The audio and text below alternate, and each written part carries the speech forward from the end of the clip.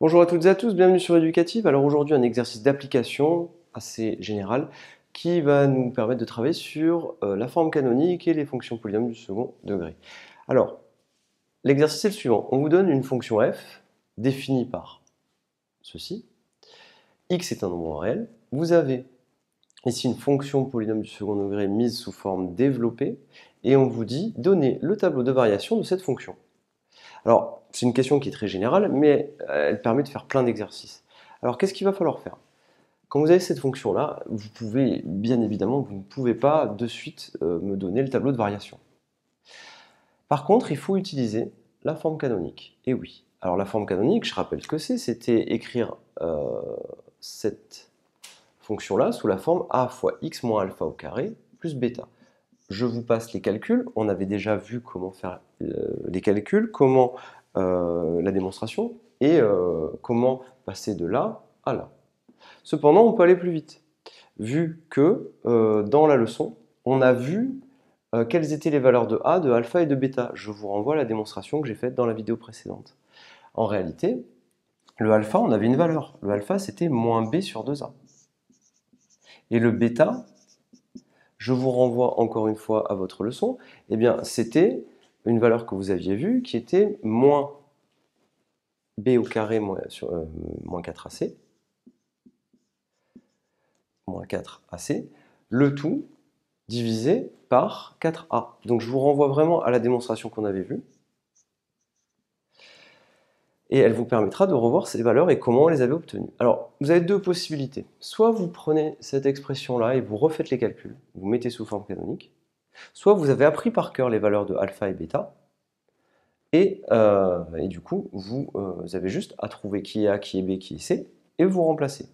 Alors ici, je vais plutôt vous faire les deux techniques. La technique en connaissant la formule et la technique en refaisant les calculs de tête. Alors, je vous donne la première méthode. Ici, c'est pas très difficile. A, ça vaut 5. B, ça vaut racine de 3. Et C, ça vaut 17. On a juste à calculer alpha qui vaut moins b sur 2a. Donc alpha, ça vaut moins b sur 2a, donc moins racine de 3, 2a, 2 fois 5, 10. Vous avez alpha, ça y est. Bêta, il faut le calculer. Donc comment faire pour calculer bêta? Bêta, c'est moins b au carré moins 4ac sur 4a. Alors 4a, 4 fois 5, ça fait 20. b au carré, racine de 3 au carré, ça fait 3. Racine de 3 au carré, 3. Moins 4AC, donc 4 fois 5 fois 17. Donc vous écrivez 4 fois 5 fois 17. Et du coup, vous n'avez plus qu'à faire ce petit calcul. Je vous laisse faire, ça vous fera moins. Alors, on fait le calcul. 5 fois 17, 5 fois 10, 50. 5 fois 7, 35. Donc ça vous fait 3, moins 4 fois 85. Le tout divisé par 20. Et vous aurez votre valeur de bêta, donc moins, on n'oublie pas. Alors, 4 fois 85, 85 fois 2, ça fait 170. Du coup, fois 4, 340. 3 moins 340. Le tout divisé par 20. Ce qui nous donne, alors 3 moins 340, ça nous fait moins 337. Donc toute cette quantité-là, 3 moins 340, ça fait moins 337. Avec un moins, ça fait plus 337. 337 sur 1. Et ça, c'est bêta. Alors, la valeur de A, on l'avait. A, ça valait 5. C'était de quel signe? C'était positif.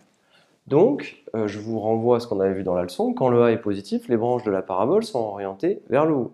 Si les branches de la parabole sont orientées vers le haut, dans notre tête, on fait un schéma. On a une allure comme celle-ci. Quand on a une allure comme celle-ci, et donc, est-ce qu'on a affaire à un maximum ou un minimum? Eh bien, on a un minimum.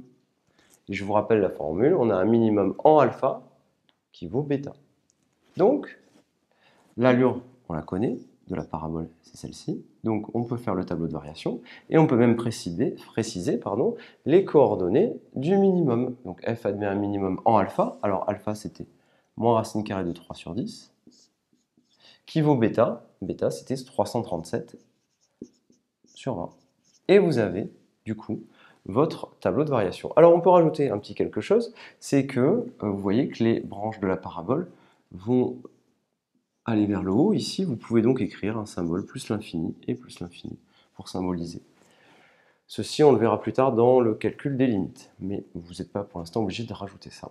Je vous remercie et à très bientôt sur Éducatif. Dans la vidéo qui suit, je vais faire ça, mais avec le calcul, je vais faire la mise sous forme canonique. À très bientôt.